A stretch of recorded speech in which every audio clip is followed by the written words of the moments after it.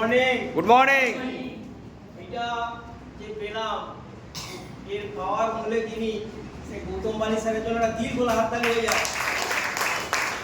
আর আমি যাকে দিল থেকে আমার মেন্টর বলে ভাবি সেই ইয়াসিন আলী মন্ডল স্যারের জন্য একটা দিল থেকে ক্লাপিং হয়ে যায়।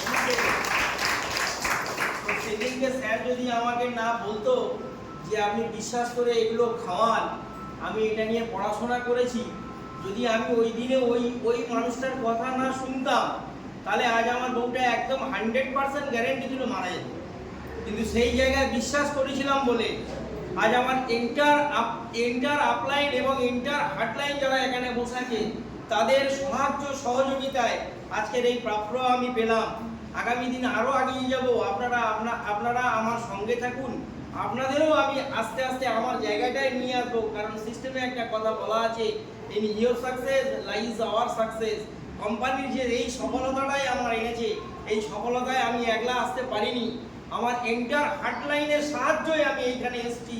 আর আমার এন্টার আপলাইনের সলা পরামর্শে আমি এই জায়গাটা অ্যাচিভ করেছি। এটা আমার কাছে শুধু পাওয়া নয়, এটা গর্বের নয়। আগামী দিনে আমার লক্ষ্য আরো বড় টার্গেট আছে। দেশটির যদি কেউ না করে আমি করবো ইনশাআল্লাহ। আপনাদের সঙ্গে কথা দিয়ে গেলাম।